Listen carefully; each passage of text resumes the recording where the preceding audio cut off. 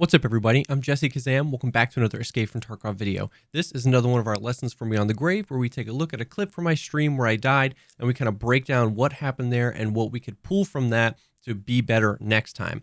I stream Escape From Tarkov on Twitch. All my links will be down below. I'd love to have you stop by and say hey. And if you liked the video, think about dropping a like, maybe a comment below, or even subscribing to the channel. All that stuff really helps me out, so thank you so much to those that do that. But with all that stuff out of the way, let's go ahead and dive right in. So in this video, we are talking about silhouetting, and that really just means putting yourself in a position where there's a bunch of light behind you, so you're really easy to spot, and how oftentimes from the other perspective, you're looking at an enemy that's much harder to spot, and you're much easier to spot. So we're taking a look at a few clips where I do that and it gets me killed. The setup here is pretty simple. We're on customs. I'm playing with the duo. We're pushing the dorms. You never know if there's somebody in there, so we're approaching a little cautiously, and then this happens. So let's take a look at the clip. I'm gonna just take a shot to break the window to hop in. Okay.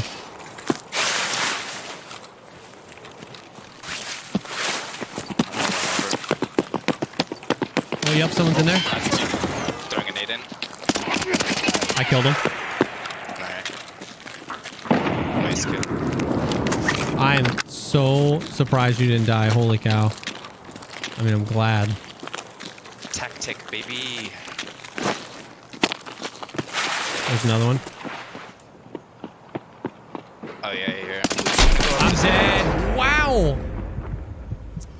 There's two.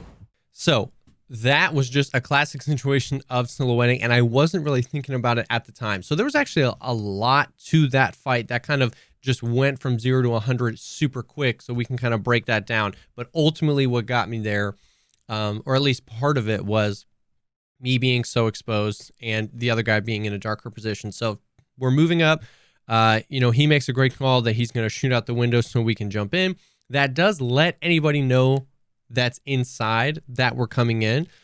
I had never really jumped in through this window before, so I was a little surprised, and I was like, oh, this is a little bit of an unconventional way to get in. I was like, that's cool. Somebody obviously was on the first floor, got a little unlucky there when we shot out the window, so they were prepared for us. My buddy was able to narrowly escape death. These shots, I actually got super lucky with this. These shots were just to suppress him. I thought that my buddy was pretty hurt after those shots because it looked like he got hit a few times. And those shots were just to suppress this guy, to keep him from re-peeking and shooting and killing my friend. I ended up getting super lucky with a shot and killing this first guy while my buddy threw the grenade in. And then we're like basically kind of recovering from that. I jump up to, before I jump into dorms, I want to take a peek and see if I can see anybody else or hear anybody else. And I do hear somebody, and a lot happens right here. So I hear this guy running across, and then I hear the metal stairs off to the left on the left side of the 3-story dorms. So I know that there's this guy and at least one other person climbing the stairs on the outside. So my thought process going into right here, into this position, I thought that I was in a good position because I was going to hold an angle. I know he's running across, and me personally, in my playing of Escape From Tarkov, I haven't really seen people use this window to get in and out of the dorms as much as the staircases on the other side, or even as of recent, the window that's in this room right here. So I thought I was in a pretty unconventional spot. I was holding the angle. I knew he was coming. I thought that I was going to be able to take this pretty easy. And I was a little frustrated, but once you kind of play it back and you kind of see what happens here, he peeks this corner ADS, which is very smart of him. I hear him sprinting, so I'm hoping to catch him in a sprint. So a bunch of stuff happens here. So he peeks ADS, which is good for him. His buddy probably told him that we were out the window, so he's going to be checking the window. So that was kind of on me. I shouldn't have re-peeked the same angle. I should have approached this from a different angle. We kill a guy through the window. We can see he's got a buddy because somebody else is running around in here. Peeking the same place, probably not a good idea because this guy was prepared for it.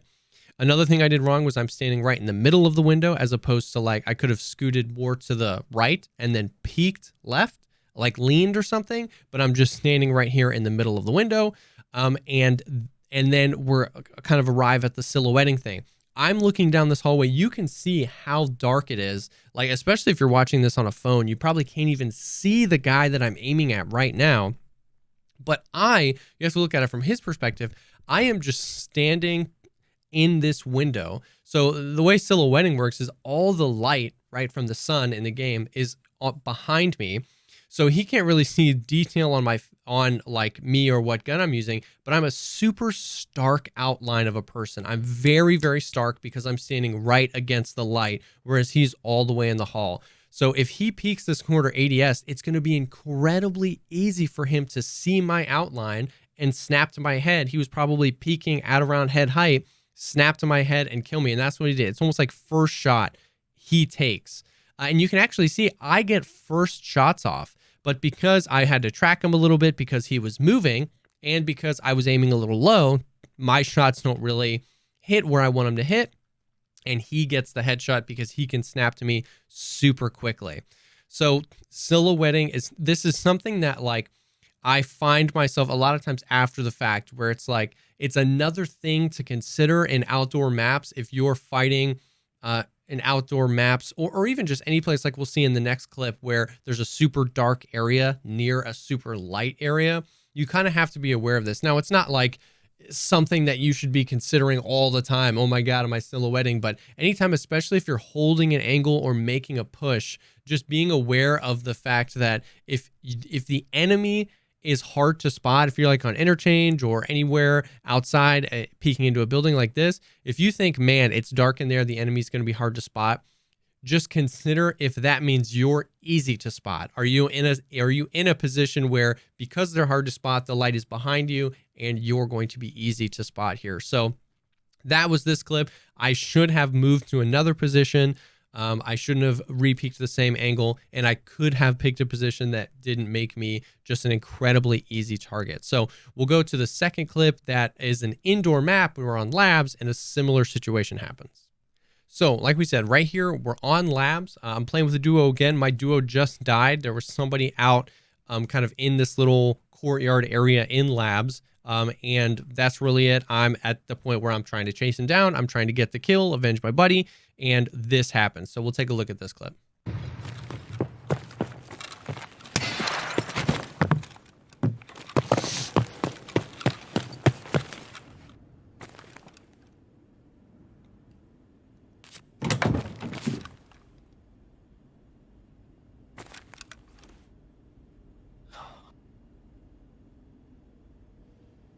I will avenge you.